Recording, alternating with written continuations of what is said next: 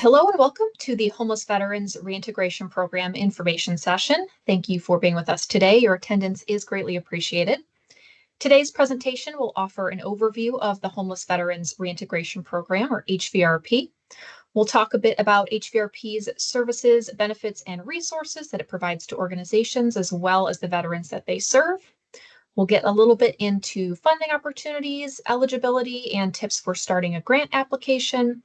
And we'll also cover a bit about resources to identify and collaborate with current HVRP grant recipients. So today's session is really intended for organizations serving Utah. But of course, if you're not from that state, you are still welcome to join us. It covers the same basic information, but we will have a little bit of specialized information for those folks with us from Utah.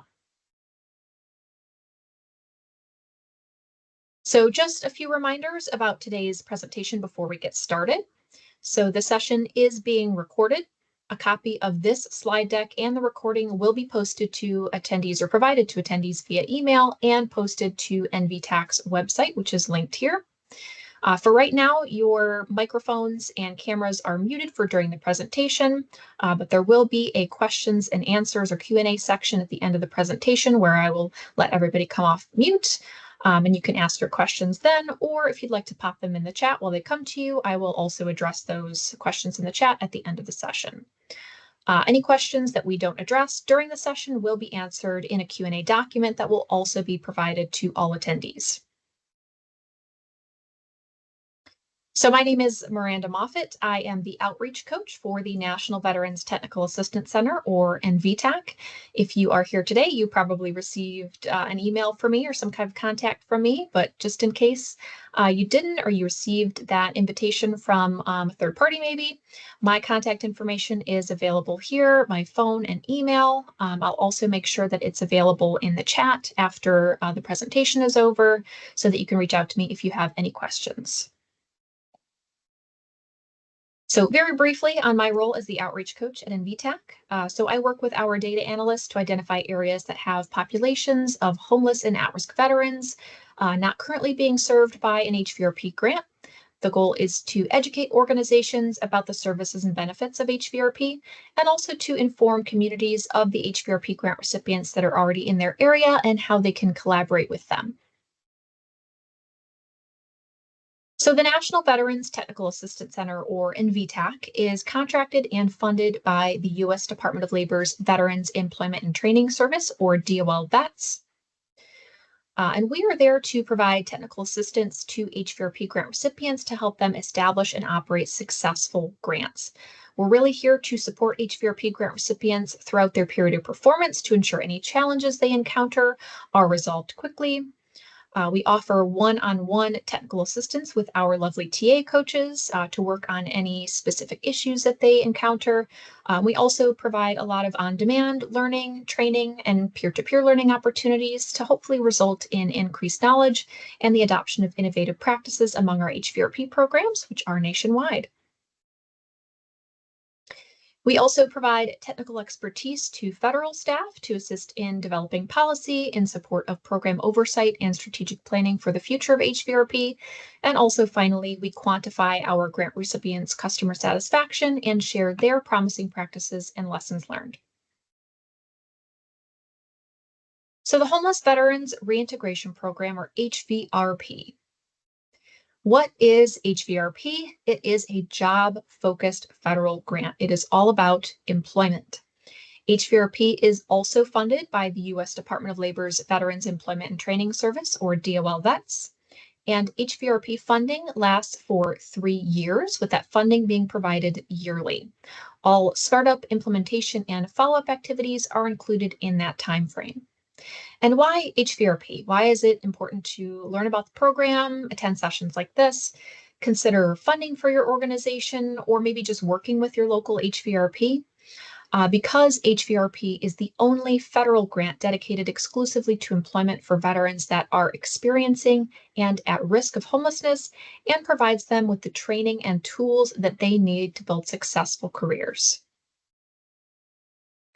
So HVRP has 2 primary goals, the first of which is to provide career exploration, job training and supportive services to veterans that are at risk of or experiencing homelessness to help them find good jobs in stable, high demand fields, and also to build strong partnerships between public, private, and nonprofit organizations, especially those that are already working with or employing veterans experiencing homelessness.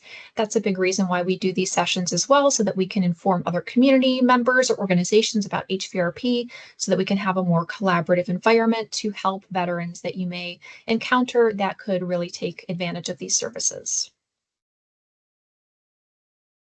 So HVRP includes three specific programs, or DOL Vets funds three types of competitive grants on that 3-year period of performance. These are categorized as the Homeless Veterans Reintegration Program, or HVRP.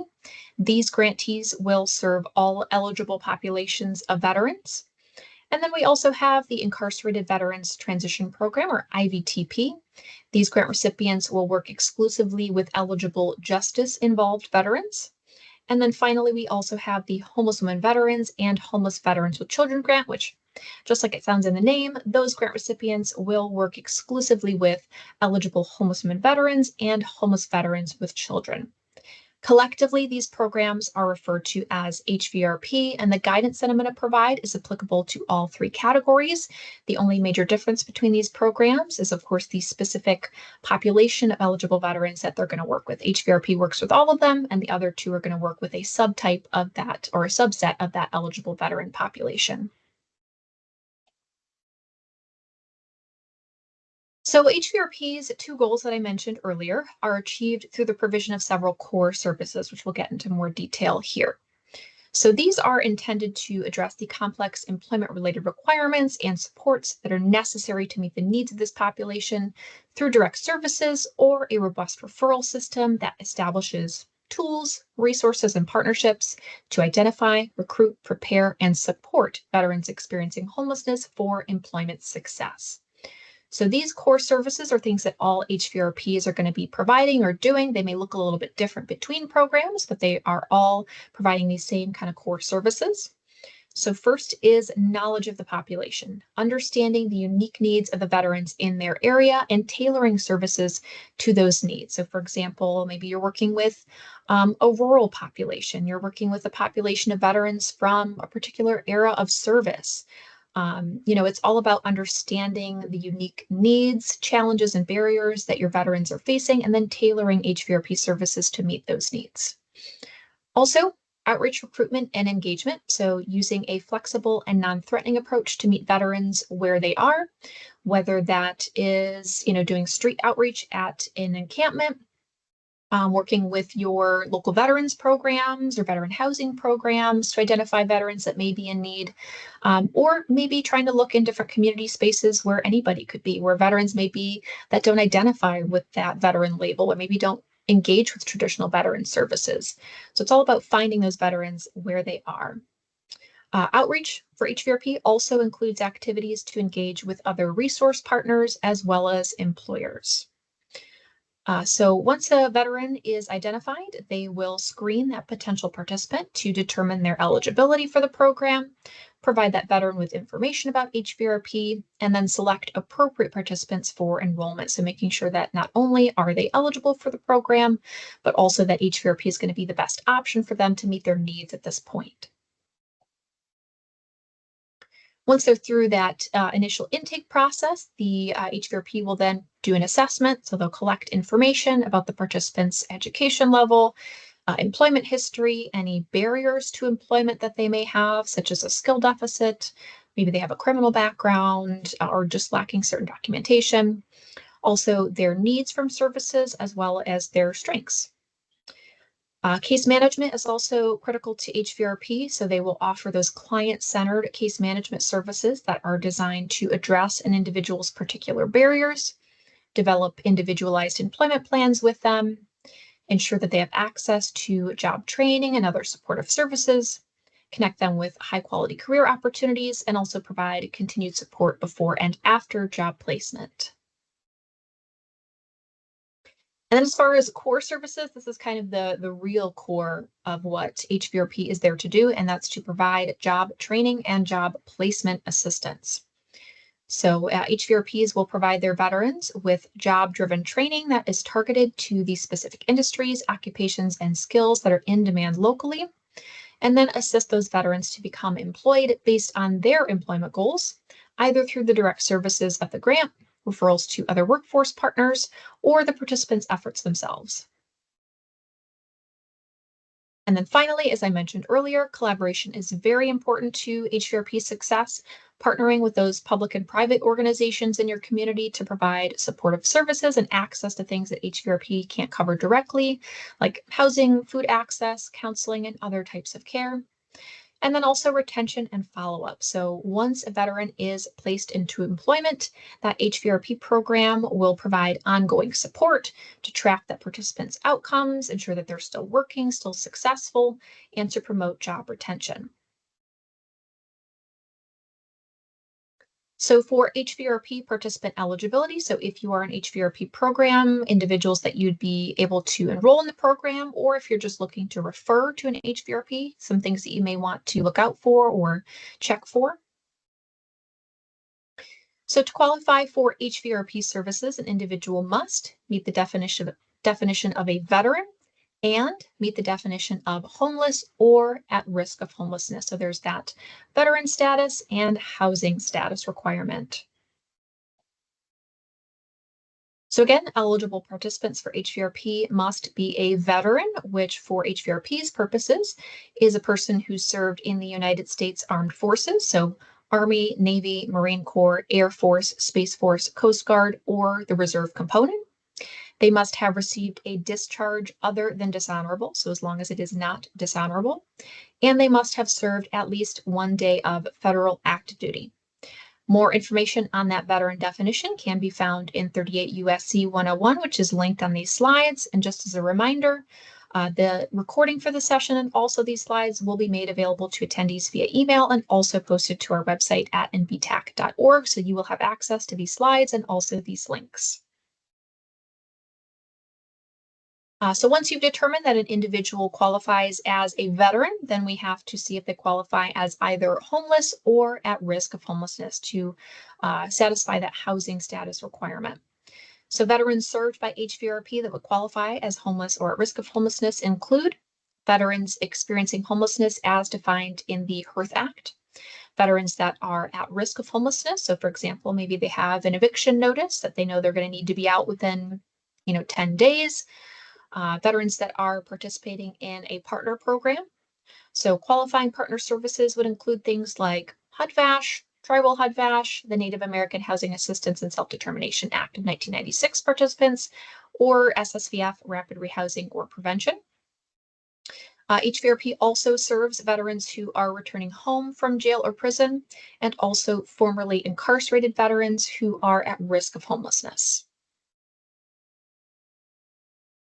So if your organization is interested in becoming an HVRP grant recipient, here are some things to consider. The HVRP application process kind of starts and ends with the HVRP Funding Opportunity Announcement, or FOA. So the Funding Opportunity Announcement, or FOA, is what announces the availability of those grant funds and contains all the information needed to apply. So the FOA will cover who is eligible to apply under that particular announcement, what the due date of the application is, the award type and amount, the minimum or maximum, the period of performance for the grant, content and form of that application itself, as well as the application review and selection process. So everything an organization needs to apply is contained within that FOA, and the FOA is posted to grants.gov. Typically, that happens during the first quarter of the year, sometime between January and April. So also organizations may want to consider if their area is a region in need of services before they consider an application.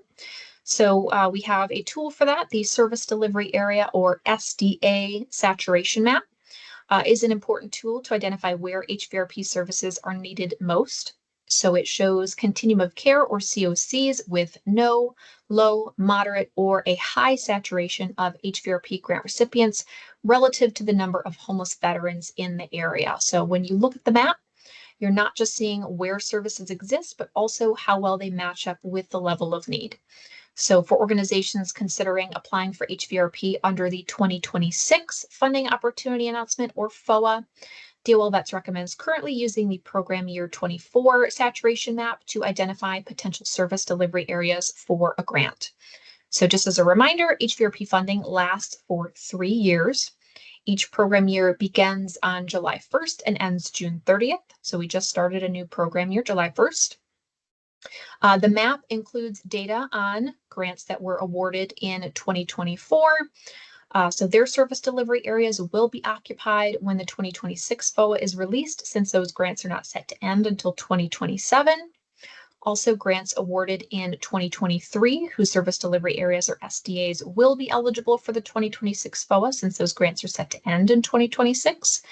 And also information about grants that were awarded in 2022.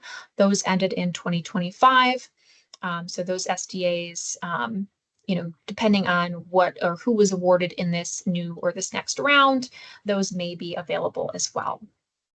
So it is important to note that even though a grant may already occupy a service delivery area, it's still important to take into consideration whether the saturation map is dark red, which indicates the area is highly saturated, orange and light blue, which indicates that the area is moderately saturated, or shades of darker blue, which are less saturated. So just for example, in this figure here, Texas is mostly light blue, which means that they have a moderate saturation that could allow for another grant recipient in the same service delivery area based on how realistic their enrollment plan goals are. To learn more about how DOL Vets determine saturation, we do have a 6-minute microlearning available on YouTube that is also linked on this slide. And this map will also be in the process of being updated with the new grants. So new HVRP grants for PY 2025 or program year 2025 were just awarded on July 1st, so not too long ago. So this map will be in the process of being updated.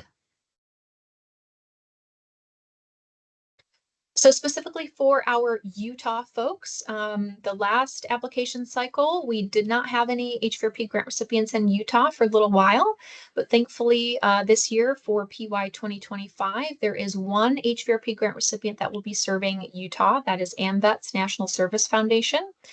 Their service delivery area is Salt Lake, and they were awarded in 2025. So, again, this session is to raise awareness not only of HVRP so that organizations can apply and bring this funding to their communities, but also to show you an opportunity to collaborate if there are current HVRP grant recipients already in your area. So historically, the following organizations have been eligible to apply for HVRP funding. Those include state, county, city, township, and special district governments, public and state-controlled institutions of higher education, as well as private institutions of higher education, so as colleges and universities, Native American tribal governments and tribal organizations, public housing authorities and Indian housing authorities, nonprofits, of course. I would say majority of our grant recipients currently are nonprofits, but also for-profit organizations, small businesses. The U.S. territories and possessions are eligible to apply historically, Native American tribally designated organizations, state and local workforce development boards established under WIOA, faith-based organizations, and also other state and local government agencies. So with HVRP funding comes also participant support costs. So these are things that are provided to assist HVR participants in overcoming barriers to employment and finding and maintaining employment. So just a few examples of some historically allowable participant support costs that HVRP can provide to their veterans include things like transportation assistance. So maybe an individual needs a few gas cards to get to and from work for the first few weeks of employment, or maybe they need some bus passes, sort of depending on what's available in your area to get to a job orientation or job required drug screening.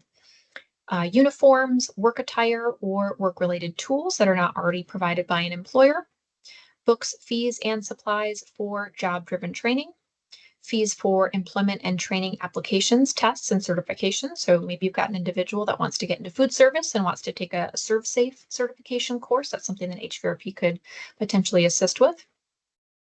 The next three are allowable or historically allowable costs, either under a specific dollar amount or for a specific subset of that eligible veteran population. Those things are car repairs, child care or dependent care assistance, and also housing assistance. So again, this is just a sampling of a few things that would be considered historically allowable participant support costs. There are many other things that could potentially be considered reasonable and necessary costs to assist HVR participants to become employed. So the best way to prepare if you are considering applying for HVRP in the next funding cycle, which would be the program year 2026 cycle, the best thing that you can do to prepare is read previous versions of the funding opportunity announcement, or FOA. So the most recent version is the 2025 FOA, which is linked here. That version was released on January 15th of this year and closed on March 17th. Of course, between FOAs, there is always a difference in, or changes made in policy language or requirements. So those are things that are really important to look out for. Still very important to read the 2026 FOA or whatever FOA you're applying under in its entirety when it comes out. But the previous versions of the FOA will still give you a really good idea of what to expect. Also give you some ideas for what you may be able to start preparing for as far as gathering data, making community connections, considering strategies. So still a really good way to prepare. You can also reach us at nvtac@dol.gov. Again, that is nvtac@dol.gov to join our mailing list and receive updates on a few things that we host for prospective HVRP applicants. So the HVRP information sessions, just like this one, I usually host 2 times a month, usually bi-weekly. We also host a bidders conference in the year, kind of late in the year prior to when the FOA is released. And then we also host a prospective applicant webinar after the FOA is released. So if you'd like more information about when those events are happening or receive updates on how to register for those events, again, you can reach us at nvtac@dol.gov to join our mailing list. If all else fails and you forget, you can always just reach out to me directly. That's okay too. If you'd like to collaborate with a current HVRP grant recipient, which, as I said, it looks like we've got one grant recipient currently serving some areas of Utah right now. HVRP grant recipients are encouraged to collaborate with other organizations in support of their participants.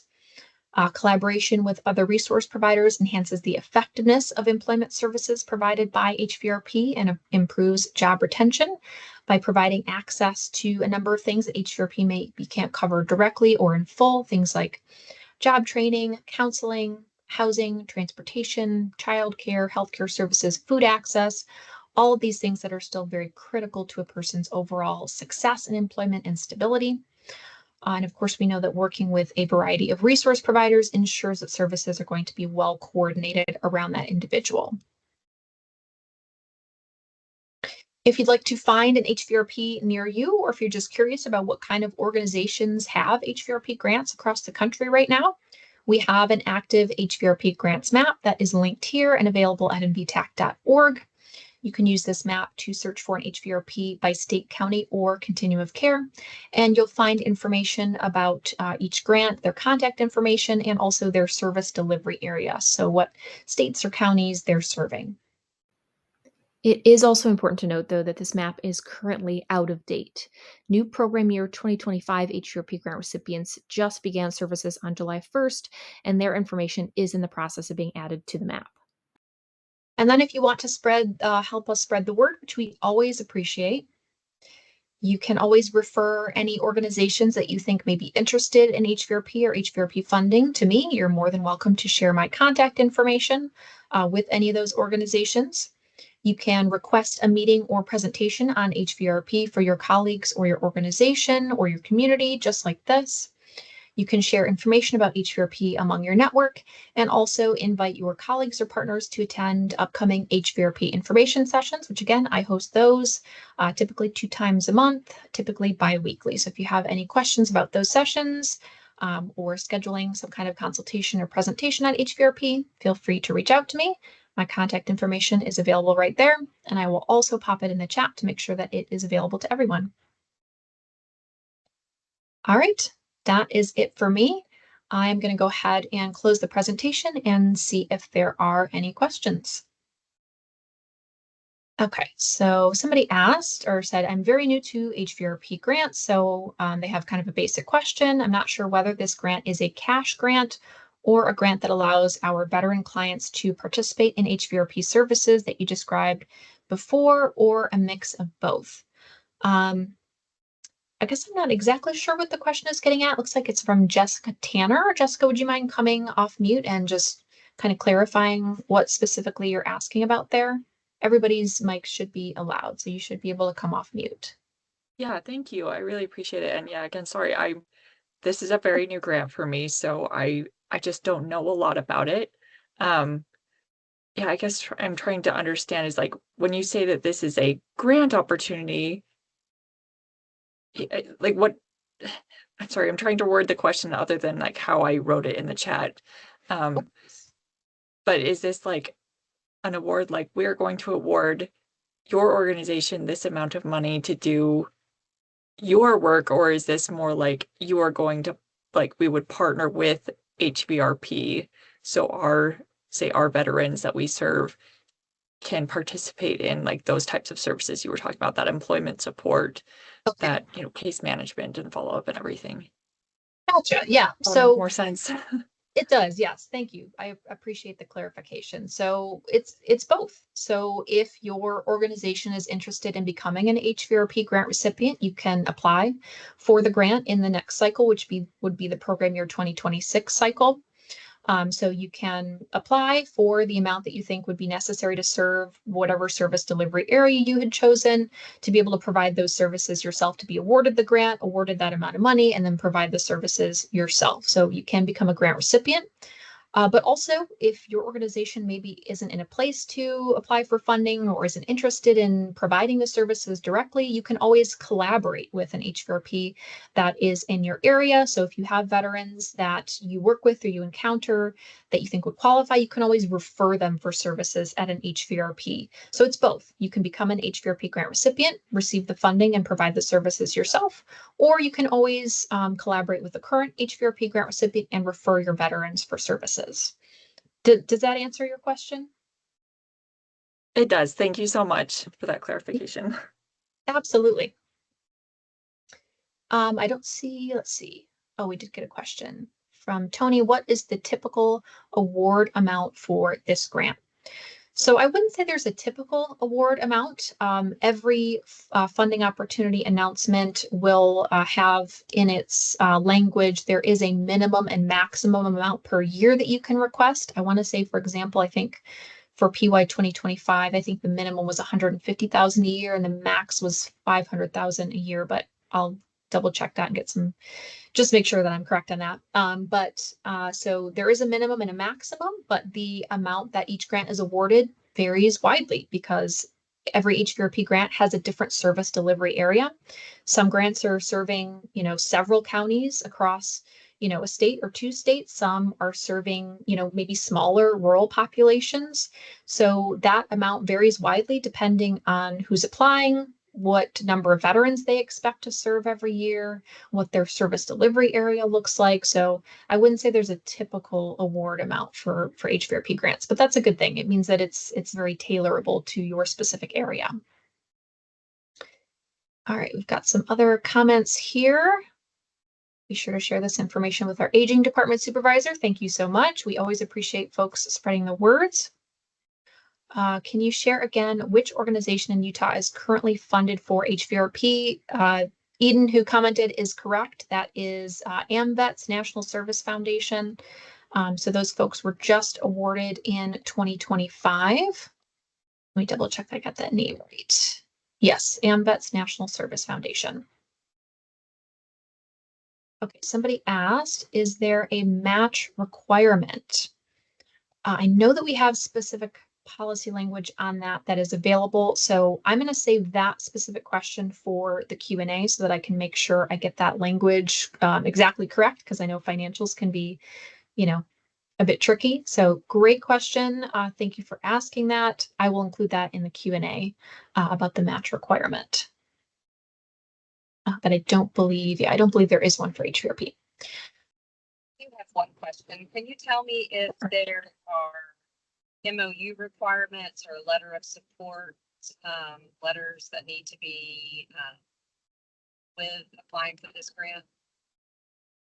Yeah, so every funding opportunity announcement has, has different things, policies, requirements, language, but as of the 2025 funding opportunity announcement, or FOA, there was a requirement for a letter of support initially, but I believe that was rescinded just due to some uncertainty. So there may be a requirement for a letter of support. Historically, there was a requirement for it, but I would just make sure that you read the funding opportunity announcement very thoroughly once, whatever announcement you plan to apply under, to see if that requirement is still there. I would say historically there has been one, but you never know. So I would just say double check that funding opportunity announcement that you apply under. Thank you. Yeah, absolutely. Miranda, you mentioned putting something on the Q&A. Is that like a page that we can go to? Yeah, so I will create a questions and answers Q&A document with all of the questions that have been asked today, verbally and also in the chat, so that everybody has a written record of that. That document will be sent out to attendees via email, and it also does get eventually posted to our website at nvtac.org. Okay, thank you. Yeah, absolutely. Okay, and I did find the language. So HVRP does not require cost sharing or matching funds. I do know there is some policy language, I believe, around that, so I'll make sure I still add it to the Q&A so I can include that language as well. Okay. Any last questions? Oh, I was just wondering if there's anybody on this call that's from AMVETS so they could share their experience or anything, any hurdles, just tips and tricks kind of thing, if anybody's here from there. Doesn't look like anybody is currently on, but definitely I do recommend if you're wanting to collaborate with your local HVRP, use that active HVRP grants map. There will be contact information on that map. So the active HVRP grants map will be in the process of being updated. Those new grants were just awarded on July 1st, so they're still in the process of getting all the information to add it to the map. But once that is updated, that will have contact information for those grants. You're more than welcome to reach out to them if you're interested in, talking to your local HVRP or collaborating with them. That's a great way to do it. Somebody did ask a question in the chat. Do you have any estimates tied to reporting time and audits?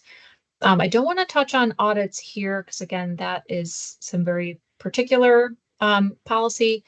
But as far as reporting, the DOL-VETS does require quarterly reporting. So, okay, don't see any other questions there. Does anybody else have a question they want to come off mute and ask? Okay, seeing nothing. I will close it there. If you guys have any other questions, please feel free to reach out to me via email, via phone. If you think of anything, if you would like a presentation for your specific organization, you can reach out to ask that. But otherwise, I thank you for your great questions, your participation, and for being with us today. I hope that you have an excellent rest of your day.